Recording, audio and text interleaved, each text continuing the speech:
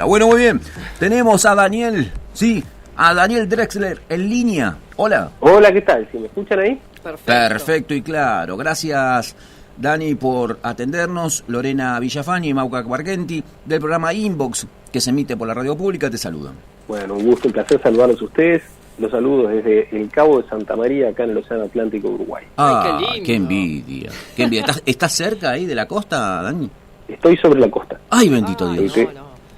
En este momento estoy a exactamente 25 metros del agua. No, escúchame, ¿hay envidia sana para esto? Por favor, no me hagan esto. No hay envidia sana. Necesito vacaciones ya. Bueno, no, envidia sana no hay acá. Vamos a visitar a Daniel. No, es que venía de así de un cuello de botella, todo el tema de la salida del disco, fueron 2 meses súper intensos. Y tocamos el viernes pasado y el martes me vine para acá a estar tirado mirando el techo sin hacer nada, ¿viste? Bien. Necesitando un descanso. Es como que la tensión produce un pico, ¿no? De estrés y luego uno siempre relaja después. ¿Es así o con vos? Sí. Yo, en realidad, lo que me gusta de la vida que llevo es eso, ¿no? Que es una especie de alternancia entre momentos de mucha intensidad. Yo no sé si decir estrés, ¿no? Pero sí mucha intensidad, lo vivo con muchísima pasión, con muchísimas ganas, mucho trabajo acumulado, ¿no? Prensa, ensayos, coordinación de escenografía, coordinación de luces, etcétera, bla, show, y al otro día, relax total, de repente por una semanita, y después ya arrancamos de vuelta. Y se arranca, se extraña y se arranca. Dani, ¿cómo sobrellevaste los primeros días de la pandemia, ¿no? Cuando te empezaste a enterar de todo esto, de los casos en Europa, en China, pensaste, dijiste, esto va a llegar acá, tenías la certeza, te imaginabas una cosa así. No, tenía la total certeza que iba a llegar. No sabíamos cuándo, era una cuestión de semana más, semanas menos. Por otro lado, bueno, mi hermano se lo agarró en España en los primeros días de marzo. Claro. Entonces, ya las noticias llegaron muy rápido a casa, cuando todavía en el núcleo de amigos y en la calle en general la gente decía, no pasa nada. Bueno, yo ya tenía una vía directa de comunicación con lo que estaba pasando en Madrid. Entonces, eso me hizo, no sé, no me agarró con la guardia baja, digamos, ¿no? Claro. O sea, mi viejo cuando llegó el virus acá, que fue el 13 de marzo, ya lo teníamos cuarentenado, ya estábamos todos preparados para lo que se venía. ¿Y el aislamiento cómo lo procesaste? ¿Lo sobrellevaste bien? A gente le hace muy mal, ¿viste? El tema de lo que es aislarse, ¿viste? No socializar. Mira, como que la respuesta te la voy a dar en 2 planos. En un plano fue, ya te digo, ese primer mes fue un poco dramático, ¿no? Porque nos estábamos enfrentando a una cosa nueva, nadie entendía muy bien qué era lo que iba a pasar y sobre todo por lo que estaba viendo que pasaba con mi hermano y su familia, que estaban en Madrid en un momento en que Madrid estaba absolutamente colapsada y desbordada. Quizás fue la ciudad que tuvo el impacto inicial más fuerte de todas, ¿no? Fue un pico salvaje. Entonces, sí. Un pico salvaje con la ciudad absolutamente noqueada, ¿no? O sea, quedó todo paralizado, los hospitales totalmente desbordados, la gente no sabía ni qué hacer. Yo te digo que mi hermano ni siquiera tuvo un diagnóstico médico, ni siquiera una consulta, simplemente se encerraron en el apartamento y esperaron a que pasara, ¿no? Sí. Entonces, por un lado ese dramatismo, y por el otro lado una sensación mía que me da vergüenza decirlo, pero yo en la interna estaba disfrutando mucho de poder estar en casa, de poder estar entre 4 paredes con la guitarra en la falda y ponerme a escribir, ¿no? Que hacía tiempo que no tenía disponibilidad del tiempo. Claro. Entonces, poder estar en casa escribiendo, leyendo, mirando películas. Yo en el 2019 salí 24 veces de Uruguay. Tuve un mes en México, un mes en España, 20 días en Israel, un mes en Brasil. Y la verdad que bueno, cuando me vino ese parate obligatorio, los primeros 2-3 meses en el plano personal fue como una especie de viaje introspectivo súper lindo, pero con al mismo tiempo en paralelo con todo esto que venía pasando, ¿no? con la preocupación. O sea, fueron como 2 planos. Yo te diría que prácticamente antagónicos, ¿no? En Sí. un plano así, preocupación, incertidumbre, y por otro lado, un viaje introspectivo que me estaba necesitando hace tiempo. Como músico, es la última referencia que te hago en referencia a la pandemia, después hablamos de música, Ujú. pero vos sos médico, ¿sí? Sí. Bien. ¿Cómo ves? O sea, ¿cuál es tu análisis con respecto al 2021? ¿Ves un 2021 post pandemia o ves un 2021? Lógicamente está sujeto a tu opinión, ¿no? No es lo que va a pasar, sino lo que vos pensás realmente. ¿O seguiremos hackeados por este COVID-19? Mira, yo lo trato de mirar en perspectiva. Las pandemias se han repetido cíclicamente a lo largo de la historia de la humanidad. Esta no es la primera, ni tampoco va a ser la última. Uh-huh. Nos agarró un poco preparados porque en pleno siglo XXI nos habíamos empezado a sentir omnipotentes, ¿no? Éramos como una especie de homo deus, Ajá. homo deus al que se refiere a Harari, ¿no? Sí.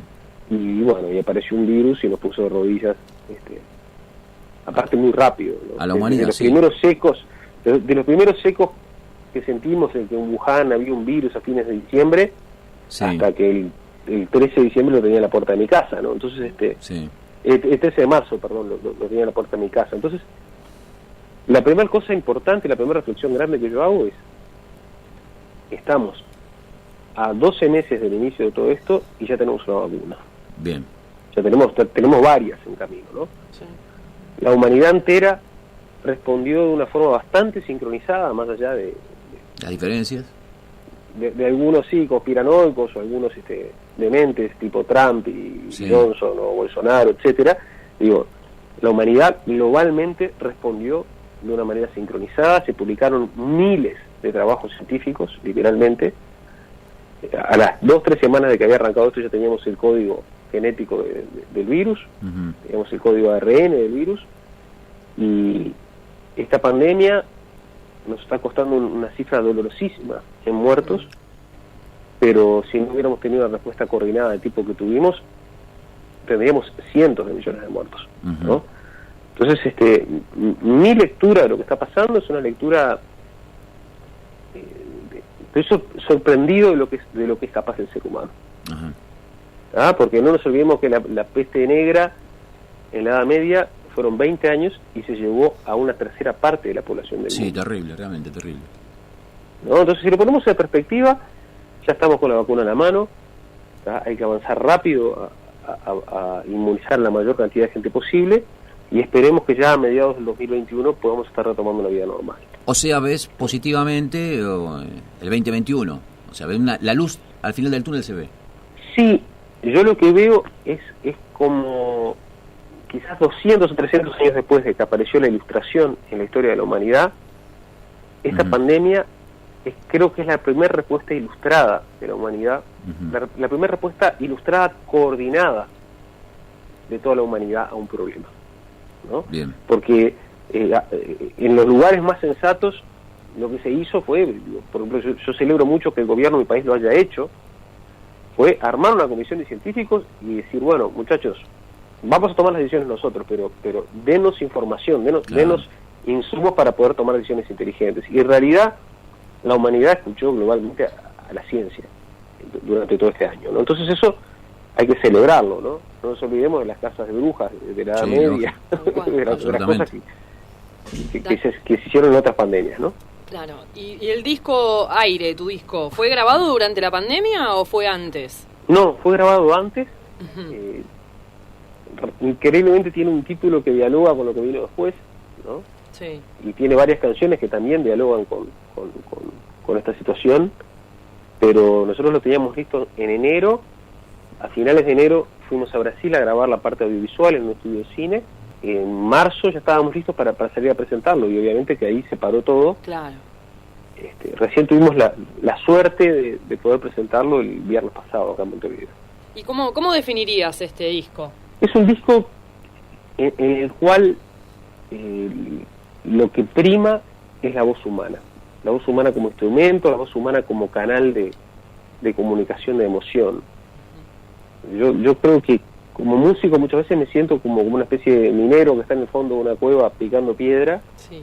y cada cuanto encuentra un filón de un metal precioso, ¿no? Entonces, bueno, vos encontrás ese filón y lo seguís. Yo hace 2 o 3 años descubrí el placer que me provocaba escribir arreglos a 4 voces, ¿no? Estaba estudiando contrapunto y armonía, y bueno, después dije, che, si esto que hizo Baja acá, yo trato de alguna manera de ver cómo funcionarían mis canciones pop del siglo XXI, ¿no? Con este tipo de escenario arreglístico. Con una presencia más vocal y de guitarra. Claro, o sea, encontrar una manera de que mis canciones suenen sustentadas básicamente por las voces. En vez de, por ejemplo, usar un piano para generar un acorde, bueno, generar ese acorde con las voces. En vez de usar una sección de cuerdas, bueno, hacer lo que hacen las cuerdas, pero con voces. Claro. Y eso lo empecé a hacer hace 2 o 3 años, al principio como una especie de divertimento. Después pensé que iba a ser un formato que iba a usar para tocar en lugares pequeños, en boliches, o inclusive acá en la costa atlántica, pero terminé llevándolo al auditorio de la Podera en San Pablo, a la Usina del Arte en Buenos Aires, al Teatro San Pedro Porto Alegre, y la verdad que me atrapó y llegó un momento que dije, no me quedaba otra, tengo que grabar un disco. Estoy contra las cuerdas. Qué bueno. Y la composición, estoy contra las cuerdas. Sí, con respecto a la composición en este disco, ¿es completamente tuya? ¿Hay colaboraciones? ¿Cómo podés definir en esa cuestión, digamos? Yo te diría que el 80% de las canciones son mías, y hay un 20% que son coautorías. Por ejemplo, Palermitana, que es un candombe, es una coautoría con Marcelo Cuello, un músico uruguayo radicado en México, y estoy repasando mentalmente las canciones, pero creo que de coautorías tengo esa y nada más. El resto del disco es entero mío. Mirá, no había pensado en la pregunta que me hiciste. 80%. 80%, bueno. Sí, Bueno, en realidad más que un 80 es un 90. Es un 90 bueno. porque son ¿Viste? 9 canciones, Algo más de esas 9 canciones hay una con coautoría. Había que escarbar un poquito más. Bueno. Dijiste alguna vez, leyendo por allí, dijiste alguna vez que el modelo en tu casa, desde niño, ¿sí?, era la de profesional universitario. ¿Esto jugó en contra a la hora de comenzar a dedicarle tiempo a la música, Dani? ¿Te jugó en contra? Porque también leí por allí que dijiste que llegaste tarde a la música. Sí, me jugó muy en contra durante mucho tiempo. Fue una fricción tremenda, principalmente entre los 18 y los 30 años. Mucha fricción, así, mucha sensación de que iba en un rumbo errado, ¿no? De ver a mis colegas médicos avanzando en sus carreras, ver a mis colegas músicos grabando discos, y yo, viste, siempre haciendo malabarismos entre esos dos campos, durmiéndome en los teóricos de facultad, durmiéndome de noche en los boliches. O sea, siempre andaba como muy cansado. Pero a partir de los 30 años empezó a pasar algo medio milagroso, porque lo que yo percibí durante años como una fuente de debilidad, ¿no?, justamente esto de tener siempre 2 frentes abiertos, ¿no?, y no poder dedicarme de una forma completa a ninguna de mis 2 pasiones, a partir de los 30 años me entré a dar cuenta que estaba parado en una encrucijada.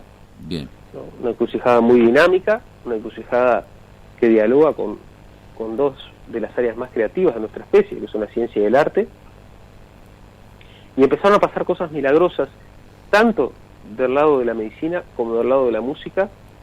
Empezó a haber un diálogo muy fluido entre esas 2 áreas, y a partir de los 40 años empecé a percibir que en realidad mi supuesta fuente de debilidad es una bendición.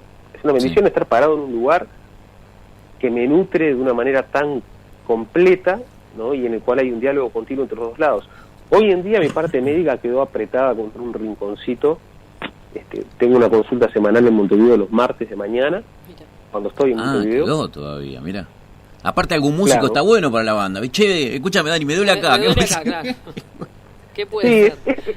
Ese es mi principal problema, ¿no? Digo, claro. Tengo la sala de consultorios llena de músicos y de surfistas, ¿no? Porque yo aparte soy surfista. Entonces tengo la sala llena de músicos y surfistas que son la peor clientela que puedes tener, ¿no? Sí. Son divinos, pero nadie tiene un mango. Entonces, eso es un problema. Y bueno. Por eso el músico le ganó el músico le ganó al doctor. Claro, es otra cosa. Y bueno. ¿Y te acordás? Es que hoy en día mi fuente de sustento es la música, ¿no? Claro. Digo, Sí, claramente lógico. la medicina es un hobby que tengo, Sí. un hobby que respeto muchísimo, obviamente, ¿no? Le digo en el sentido de que no es lo que me sustenta en la vida en este momento, Claro. pero lo mantengo abierto Por supuesto. porque sí. para mí es una fuente realmente es una fuente de donde me nutro permanentemente. Y claro, vos me preguntabas si me llevó más tiempo llegar a ser músico Sí. por la medicina. Claramente me llevó mucho más tiempo, Ujú.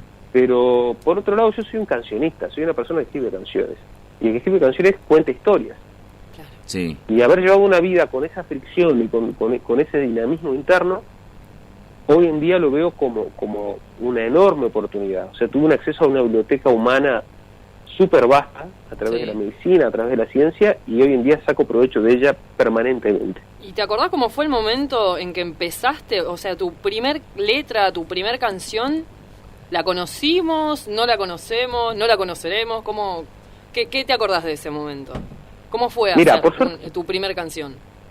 Por suerte no lo van a escuchar, pero está pasando algo milagroso en este momento que me haces esta pregunta, porque estoy acostado en la cama del mismo cuarto donde a mis 12 años, acá en La Paloma, en la casa de mi familia, en las rocas de La Paloma, al lado del faro de La Paloma, en este mismo cuarto fue que escribí mi primera canción. Me había enamorado de una chica en la playa, la chica no me había dado bola, se había ido con un surfista mucho más lindo que yo. ¡Qué chu! Como dice Villafán. Machu. Ay, bendito Dios. Y bueno. Y bueno, No soy el ahí único. apareció la primera canción que, bueno, por suerte quedó para el olvido, pero me acuerdo más o menos cómo era. Obviamente que no lo voy a confesar nunca. Está bien, Apa. está bien, está bien. Por ahí en el estudio, viste, Capaz que lo afloja podemos un poco. presionar personalmente, así Exactamente, no, por la- teléfono no. Corta y ya está, ¿no? Tenemos mucha capacidad nosotros De para persuadirlo. sí, exprimir para persuadir. el alma, Claro. ¿sí? Y conocer las historias secretas, ¿viste? Y más con los No me músicos. sacarán ni una palabra. Realmente la canción era muy fea. Sí. Era muy fea. Yo tenía 12 años, sabía tocar 2 acordes en la guitarra en ese momento. Los 2 primeros acordes que aprendí fueron los acordes de la canción Girl de los Beatles. Sí. ¿No se acuerdan de esa canción? Is there anybody going to listen Por to supuesto. my story? Bueno, me sabía esos 2 acordes que eran la menor y Sí. un mi menor, creo, ¿no? 2 acordes muy fáciles, ¿no? Sí. Y bueno, y increíblemente con esos 2 acordes empecé a escribir una canción para Bueno. esta chica. Yo siempre creí, ¿no? Digo, durante muchos años di clases de guitarra y siempre le decía a mis alumnos, ¿no? Que la composición es un acto, es como dice Páez, ¿no? Es solo una cuestión de actitud, ¿no? Sí. Es tirarse al agua, ¿no? Porque el que se cree que va a componer el día que sepa todos los acordes no compone nunca, ¿no? Exacto. Claro. Bueno, es un vértigo, ¿no? Es el vértigo de componer y ver qué sale, ¿no? Es una cosa preciosa, un momento precioso. Es un salto al vacío precioso, y lo que se precisa es eso, ¿no? Tener el arrojo para hacer el salto al vacío. Si te Yo sirve, lo tuve en ese sí. momento y el resultado fue lamentable, pero bueno, a partir de ahí, ¿no? Si te Empecé sirve- a escribir canciones. Si te sirve de consuelo, Dani, bueno, el Cabra, de la mano de Felipe, con esos 2 tonos, tocaba y mangueaba ahí en Sí, la peatonal de, en la peatonal de Gesell. Capital, De Gesell en Capital también, sí, y bueno, en Florida. ¿viste? ¿Cuántos años? No, y en el Cabo Polonio, acá. Ay, Claro, bueno. nosotros lo recibimos. Te voy a decir una cosa, la primera gira internacional de las manos de Felipe, Ujú. cayeron acá en Rocha, era una marabunta de personas que venían como rodando así, Ajá. ¿no? Y nos fuimos todos juntos para el Polonio, hicimos un concierto en el Polonio, mira lo que te voy a contar. A Hicimos ver. un concierto en el Polonio con la banda que teníamos en aquel momento, con Anita Prada. O sea, yo tenía una banda Sí. dúo con Ana Prada, que es mi prima, Ujú. ¿no? Que se llamaba La Caldera, La Abuela Coca, una banda legendaria de acá de Uruguay, Sí. Las Manos de Filippi y El Príncipe. El príncipe. El príncipe. Los 4, así, eso, ahora te lo cuento, ¿no? Tener ese line-up en un festival en la playa, en el Polonio, Alucinante. en el Tremendo. año 91, si Claro. no me equivoco, o 90 por ahí. Hoy en día te lo cuento y en ese momento yo creo que no dimensioné Tal lo cual. que estaba pasando en ese momento en la playa. Escuchame. Entonces, yo Sí. tengo el privilegio de decir que me subí a un escenario con el príncipe, ¿no? Para mí eso es una cosa como que, no sé, la cuento y me parece un sueño, ni yo mismo me la creo. Terrible. Linda anécdota, ¿eh? Sí. Pensando, filosofando un poco, ¿no? Yo he leído tus letras, he escuchado las canciones, pero le pongo énfasis y onda a la letra. Soy del palo del metal, te cuento, del hard rock. Ujú. Pero bueno, noté que las letras son muy nutridas, son muy ricas, priorizás el mensaje, ¿no? Y hoy abrimos con una canción que tiene una anécdota que después te voy a pedir que te la cuentes. Pero bueno, dice la pesada cruz de ser libre, ¿sí? Filosofando un poco, el ser libre, el estar despierto, ¿lo hace a uno más infeliz? Esa es la gran pregunta, ¿no? La gran pregunta, la canción aquella maravillosa de Luca Prodan que decía, para vos lo peor es resbalar, para vos lo peor es la libertad, ¿no? Estoy rodeado de viejos vinagres todo alrededor. También el famoso libro de Eric Fromm, ¿no? El miedo a la libertad. Uh-huh. Pero ¿cuál es la opinión de Dani? De Dani, tú de la opinión de Dani. La opinión de Dani es, globalmente, amo la libertad. Sí. ¿No? Amo la libertad, creo que es una de las cosas más preciosas que tenemos los humanos. Es un desafío por delante permanente, ¿no? Es un desafío que aparece en la historia ya desde cuando vos vas para atrás, 5.000 años para atrás, ¿no? Sí. 4.000, siempre aparecen problemas que están relacionados con la libertad. Es una enorme fuente de angustia también. Yo cuando escribí esa canción, la escribí una noche que estaba de guardia en el Hospital de Clínicas de Montevideo. De hecho, full time, la palabra full time es como se le dicen aquí en Uruguay a las guardias cuando son de 24 horas, es una guardia full time, ¿no? Sí. Y en ese momento yo estaba sufriendo muchísimo porque tenía toda una gama de cosas por delante, que era la medicina, la investigación en ciencias, la música, las clases de guitarra, el surf, todo me encantaba y no me daba el tiempo para hacer ninguna de ellas en serio y no sabía cómo elegir. Estaba parado en una encrucijada donde el tener que tomar opciones es muy, muy angustiante a veces, ¿no? Pero yo creo que globalmente la humanidad tiene que tomar ese camino, tiene que aceptar ese desafío. Hay un cuento jasídico famoso que le preguntan a un rabino ¿qué es peor que ser esclavo? Uh-huh. Y el rabino responde acostumbrarse a ser esclavo. Claro. ¿No? Porque hay algo en eso de no tener que tomar decisiones que también es muy liberador, ¿no? Por supuesto. Pero yo creo que hay que hacer ese esfuerzo. Hay que bancarse las encrucijadas, hay que bancarse los saltos al vacío, porque la libertad, ya te digo, es lo más hermoso que una persona puede tener en su vida. Si recién te enganchás a la radio, estamos hablando con Daniel Drexler, es un lujazo que nos estamos dando hoy, así en medio también de la pandemia, porque son como... Este año va a ser anecdótico la cantidad de entrevistas y esta situación. Daniel, yo escucho tu música y noto, más allá de que vos nombrabas al pop, ¿no? Como dentro de tu género, noto la presencia de esta cuestión, ¿cómo decir? Afro, no sé, bueno, una música más local, ¿no? Más uruguaya, pero también noto esa cuestión de como una presencia casi invisible, ¿no? De la frontera con Brasil. ¿Qué música escuchás? ¿Qué cosas te alimentan y te generan así como inspiración? Yo me crié en una casa donde mi vieja, bien criollita, tercera generación en Uruguay, descendiente de asturianos, sí, criada en una escuela rural, en la mitad del campo. Entonces, por el lado de mi vieja se escuchaba mucho, había discos de Atahualpa Yupanqui, uh-huh. Había discos de Daniel Biglietti, de Aníbal Zampayo, había discos de Huarque, uh-huh. Y de Olivay Caini, ¿no? y de Jobim, brasileros. Eso es lo que venía por el lado de mamá, ¿no? Y mi viejo, un judío alemán escapado de la guerra, que llegó a Uruguay llamándose Günter Drexler, que era como una especie de injerto en la estratosfera, ¿no? Sí. El tipo estaba ahí tratando de hacerse hincha de Peñarol y bueno, lo que escuchaba mi viejo básicamente era música clásica, ¿no? Se escuchaba mucho Beethoven, Chopin, mucho Bach, se escuchaba mucho Wagner también, que a mi viejo le gustaba mucho, y escuchaba jazz. Hermoso. Y tenía una cinta de carrete abierto con los 3 primeros discos de los Beatles, que ahí esa cinta la gastamos en casa, fue como fundacional. Claro. Esa cinta me acuerdo pasar horas escuchándola. Y bueno, de ahí en adelante mi vida siempre transcurrió entre esos polos, ¿no? Un polo más regional, conectado a la raíz folclórica de la Cuenca del Plata y, claro. Y sobre todo al pulso rítmico de mi ciudad, de Montevideo, al candombe. Uh-huh. Mucha conexión con Brasil, como la tiene todo uruguayo, y obviamente muchísima conexión natural con Argentina, que es a donde realmente pertenecemos, ¿no? Es un poco la sensación que tiene el uruguayo, ¿no?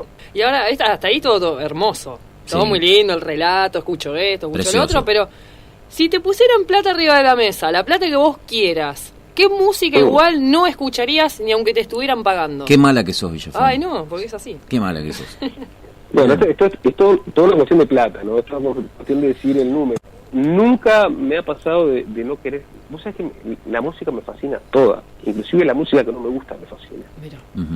Yo realmente creo que es una manifestación tan maravillosa del alma humana, la música, que inclusive cuando no me gusta, me parece una manifestación maravillosa, ¿no? Hay música que obviamente no la escucho habitualmente, pero igual me preguntas, por ejemplo, el reggaetón. A mí el reggaetón me interesa. Me interesa. Digo, no es lo que hago, no es lo que escucho habitualmente, pero siempre encuentro un punto de... Por ejemplo, el otro día estaba pensando, ¿no?, en esa célula rítmica del reggaetón, que es una célula rítmica absolutamente ancestral, que está presente en un montón de culturas, y que simplemente lo que estamos haciendo ahora es releerla. Quizás yo intentaría tomar esa célula rítmica, que de hecho lo voy a hacer en algún momento, y ponerle alguna letra que a mí me resulte interesante, y buscarle alguna variación armónica o melódica, pero no desecharía a priori ningún tipo de manifestación musical, ninguna. Por allí pasa el problema, básicamente es el pobre mensaje. Bueno, es conciliador, ¿no? El hombre. Es conciliador, pero bueno, es certero. No, mirá que no soy conciliador, para nada, te lo digo, en serio te lo digo. No, pero está formulando el tema de la letra, es importante. Sí. Yo tengo un gusto musical muy claro, ¿tá? Pero es que lo que pasa es que la música me interesa desde un punto de vista antropológico. Claro. Sí. Me interesa hasta en otro nivel. Entonces cuando veo manifestaciones de algo que me repugna, ¿entendés?, igual me interesa. Claro. Por el conocimiento, ¿no? Sí, es un desafío al conocimiento. Pero siempre, o sea, trato de entender, pero ¿por qué alguien está haciendo algo tan repugnante? Y bueno, sí, tiene que... Es muy criterioso. Está perfecto. ¿Cómo ves la música, ya que hablaste del Río de la Plata? ¿Y cómo ves la música hoy del Río de la Plata? ¿En qué estadio crees que se encuentra? Es una pregunta muy compleja, porque es difícil ver un fenómeno cuando uno está en el centro del huracán, ¿no? O sea, es muy difícil. Yo creo que es una pregunta para hacérsela a alguien que mire dentro de 20 años, ¿no? Sí te puedo decir que por ejemplo, lo que yo hago específicamente, que es en el género canción, Yupanqui en la década del 40 le llamaba mucho la atención que en Uruguay había muy buenos guitarreros y muy buenos cantores, pero no había compositores, ¿no? Cuando en Argentina había en ese momento un enorme desarrollo, era un faro a nivel iberoamericano, ¿no? Sí. Yo tuve la suerte de nacer en Uruguay en un momento en el cual el movimiento de la canción empezó a dar frutos, ¿no? Las primeras semillas se plantaron en la década del 50, del 60, aparecieron Amaya de la Vega, apareció Osiris Rodríguez Castillo, apareció Aníbal Zampayo, apareció Citarrosa, aparecieron, varios personajes muy fundacionales, y después la dictadura no pudo con esa plantita, la planta siguió adelante y siguió dando frutos hasta hoy en día. Entonces me encuentro parado de un lado del estuario, en el cual agarré un buen momento, digamos, ¿no? Creo que Argentina igual sigue teniendo una producción enorme, pero su época dorada no es la que me tocó vivir a mí. A mí me tocó vivir la época dorada de este lado del Chaco. Bueno, nosotros ya tenemos que ir cerrando, pero no quería dejar de preguntarte si es que se ha reprogramado tu show streaming. No hubo que reprogramarlo, ya fue el 27 pasado. Entonces voy a matar a Marina. Bueno. Mata a la Marina, no pobre Marina. Que la adoro, por favor. No me la mates. Pero fue el 27 de noviembre, hicimos un concierto en vivo, en Montevideo, y por streaming. Lo que sí te puedo decir, como buena noticia, es que estamos por liberar ahora el streaming para que la gente lo pueda ver bueno. O sea que probablemente en estos días ya está accesible. Perfecto. Bien, fantástico. Muchísimas gracias por atendernos, Dani. ¿Para cuándo algún proyecto de la Drexler BAM? La Drexler BAM existe continuamente, pero lo que pasa es que existe abajo del agua. Esto es como un iceberg, ¿viste? Vos ves sobre la punta, pero abajo está el 90%. Sí. La punta cada tanto también asoma, cada tanto hacemos conciertos a dúo con Jorge o con Diego, o a veces hacemos conciertos los tres, pero esos pasan más en el living de casa, claro, con un séquito de tías que están obligadas a quedarse a mirarnos, entonces ahí podemos hacer lo que queremos. Y aplaudir también, y aplaudir, por supuesto, si no... Tienen que aplaudir las tías, no les queda otra. Exactamente. Buenísimo. Che, Dani, gracias por atendernos. Fue precioso hablar con ustedes hoy, De verdad. serio. No, Encantados. yo quiero ir a Uruguay ahora. Bueno, esperamos... Vénganse, estoy acá en la... Mira, ni me digas, estoy con la tristeza. Nosotros todos los años, en principios de enero, hacemos un encuentro en La Serena, acá muy cerca donde estoy ahora, en La Paloma, a 6 kilómetros, en un bosque, y viene gente de todos lados de Argentina. Bueno, el año pasado vinieron 100 personas de Argentina, nomás, vinieron 400 en total. Claro. Así que ya estoy en duelo porque este año no lo vamos a poder hacer. Imagínate. Pues se llega a armar algo, avisando y nosotros viajamos. Vamos, Y sí, cobertura. Se va a armar, ni bien se pueda, ni bien se levante la frontera, pero bueno, este bicho es malo, es muy malo, pero no va a poder con nosotros. Muy bien, muchísimas gracias, Dani. Esperamos pronto, en algún momento, cuando esto sea ya un recuerdo, tenerte aquí sentado en el estudio ahí e indagar más en esos secretos. Queridos, ojalá nos podamos abrazar de aquel lado o de este lado, pero que sea pronto. Hermoso. Un abrazote. Abrazo grande. Muy bien, era Daniel Drexler, lujazo, sí, una entrevista.